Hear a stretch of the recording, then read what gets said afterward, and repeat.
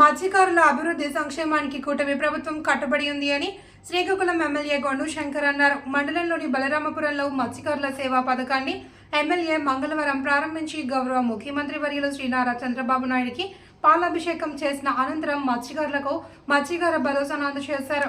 ఎన్నికల మేనిఫెస్టోలో ఇచ్చిన హామీ మేరకు వేట నిషేధ సమయంలో మృతి కింద 20,000 మత్స్యకారులకు అందజేశామని తెలిపారు. ఈ కార్యక్రమంలో టీడీపీ మండల నాయకులు, ప్రజలు, మత్స్యకారులు పెద్ద ఎత్తున పాల్గొన్నారు. ఆయన తప్పుడు ఇచ్చిన మాట ప్రకారం 10,000గా ఉన్న భరోసా 20,000 రూపాయలు ఇస్తానని ఆ మాటని చెప్పి ఆయనకి మత్స్యకారుల మీద ఉన్న ప్రేమని చాటి చెప్పి చూపించారు కూడా. అదేవిధంగా మత్స్యకారుల జీవన అభివృద్ధి కోసం మీరందరూ చెప్పారు. నాకు 7 ఊర్లు కూడా నేను తిరిగాను. ప్రతి ఒక్క మత్స్యకారుడి యొక్క జీవన పరిస్థితి శైలి ఎలా ఉంటుందో కూడా నేను అర్థం చేసుకున్నా. నేను మన యువ నాయకులు, యువ కేంద్ర మంత్రి, అత్యంత భిన్న వయసు కలిగినటువంటి కేంద్ర మంత్రివర్యులు రామ్మోహన్ నాయుడు గారితో చెప్పాను, సమస్యలు చెప్పాను. నేను చెల్లించిపోయాను. ప్రతి ఊర్లో మీకుండే పరిస్థితులు నాకు తెలుసు. అందుకే ఆ రోజు ఇమ్మీడియట్ గా నా సొంత ఖర్చుతో బోర్ వేయడం జరిగింది. మొన్న బందరవారిపేట సాయంకాలం వెళ్లి మిట్ట మధ్యాహ్నం 1:30 వరకు ఊరంతా ఒడిసిపెట్టి తిరగడం జరిగింది. మీకు ఏం వసతులు కావాలనేది కూడా మేము పూర్తిగా తెలుసుకున్నాం. ఫేజ్డ్ మేనర్ గా ఒక్కొక్కటిగా చేసి తీరుతాం. మీ అందరికీ మౌలిక వసతులు కల్పిస్తాం. అలాగే రామన్న కూడా తీర ప్రాంత గ్రామాల్లో సాగర్ మాల్ అని పేరు పెట్టి మీకు ఈ సోలార్ ల్యాంప్స్ కూడా ఇవ్వడం జరుగుతుంది. దాంట్లో భాగంగా మొన్నే కుందువానిపేటలో 40 ఇచ్చాం. మత్స్యలేశం కూడా అడిగారు, వారికి కూడా ఇస్తాం. ఇక్కడ కూడా రామన్న ఆయన ఎంపీ నిధులతో ఇక్కడ కూడా ఇవ్వడం జరిగింది, సముద్రంకి లైట్స్. అలాగే మిగతా అన్ని గ్రామాల్లో కూడా చేస్తాం. ఇక మత్స్యకార సోదరులు ఎక్కడికో కర్ణాటక, తమిళనాడు, గుజరాత్, కేరళ ఈ ఊర్లన్నీ వెళ్ళిపోయి వలస వెళ్ళిపోయే పరిస్థితి, భార్యలకు పిల్లలకు దూరంగా ఉండే పరిస్థితి. ఉమెన్స్ మీటింగ్ ఎలక్షన్ ముందైతే రాష్ట్రంలో ఫస్ట్ ఉమెన్స్ మీటింగ్ ఈ కుర్రోడైతే చేయగలడని చెప్పి 2 రోజుల ముందు చెప్పారు. ఈవేళ చెప్పారు ఎల్లుండి మీటింగ్ సీఎం గారు రావాలి.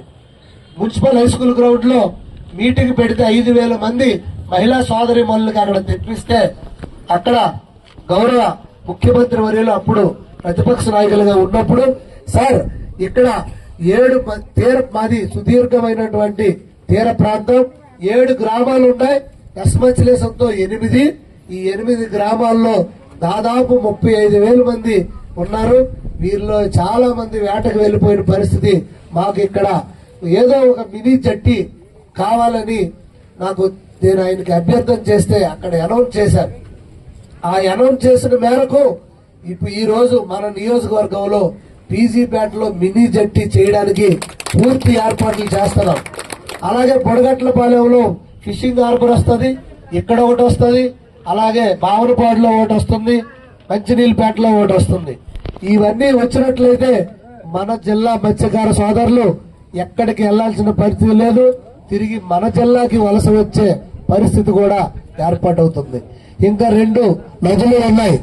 ఒకప్పుడు బీచ్ ఫెస్టివల్ చేసుకున్నాం. కలిగిపట్నంలో బీచ్ కొట్టుకుపోయింది, నది డైరెక్షన్ మారింది.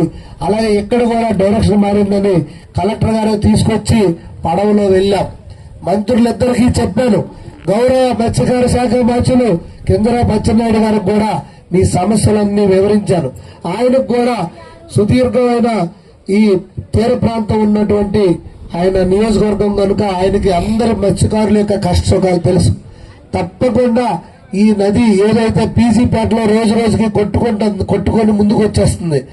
నేను సీఎం గారు ఊర్లోకి నీరు వచ్చేది సార్ అని వెంటనే కలెక్టర్ గారు పిలిచి ఆదేశాలు ఇచ్చారు. ఈ రోజు నిన్న టీం వచ్చింది, 2 కోట్ల మిషన్ తీసుకొచ్చారు. దాంతో టెస్టింగ్లు చేశారు. ఇంకో మిషన్ నీటిలో పెట్టారు. 5 రోజుల తర్వాత తీస్తారు. ఇవన్నీ అయిన తర్వాత యుద్ధ ప్రాతిపదికన అక్కడ గట్లు కట్టి అక్కడ మినీ జట్టికి సంబంధించినటువంటి ఎస్టిమేషన్లు వేసి తొందరగా అది అప్రూవ్ అయ్యే విధంగా కూడా చూస్తామని కూడా ఈ సందర్భంగా తెలియజేశారు. అలాగే కలిగిపట్నంలో ప్యాసింజర్ జట్టి ఒకటి వచ్చింది. ఆ రోజు 14-19లో గౌరవ ముఖ్యమంత్రి వర్యులు దాన్ని శాంక్షన్ చేస్తే 10 కోట్లు వస్తే గత 5 సంవత్సరాలుగా ఆ 10 కోట్లని మురగబెట్టి మళ్ళీ మేము వెనక్కి తీసుకెళ్లిపోతామని కేంద్ర ప్రభుత్వం చెప్తే మళ్ళీ కాళ్ళు ఏళ్ళు పట్టుకొని ఆపి మళ్ళీ ముఖ్యమంత్రి గారి దృష్టికి తీసుకెళ్లి ఆ నిధులు మన షేరింగ్ ఇమ్మని చెప్పి కూడా అడగడం జరిగింది. అది కానీ వస్తే కళింగపట్నంలో పాసింజర్ జట్టి అంటే ఒక క్రూజ్ వస్తుంది, ఇక్కడికి వచ్చే ప్రయాణికులందరూ ఈ ప్రాంతం చూసుకొని మళ్ళీ అండమాను అలాగా చెన్నై ఇటు పారాదీప్ వెళ్లే అవకాశాలు ఉన్నాయి. ప్రయాణం కూడా మనం ఇలాగే చేసే అవకాశాలు కూడా ఉన్నాయి. దాంతో పాటు మినీ జట్టి మన ప్రాంతంలో వస్తే ఫిష్ ల్యాండింగ్ సెంటర్ వస్తే వలసకి ఎవ్వరు కూడా ఇంకా వేట కోసం వెళ్లాల్సిన పని ఉండదు. ఇక్కడే మనకి పెద్ద పెద్ద బోట్లు వస్తాయి. ఆ విరావాళ్ళలాగే ఇక్కడ కూడా మనం చేసుకునే అవకాశం ఉంటది. అలాగే ఇంకా మీకు ఊర్లో మురుగునీరు వసతి సరిగ్గా లేదు, అలాగే త్రాగునీరు వసతి కూడా సరిగా లేదు, అలాగే రోడ్లు కూడా సరిగ్గా లేదు. ఇవన్నీ చేసి తీరుతాం.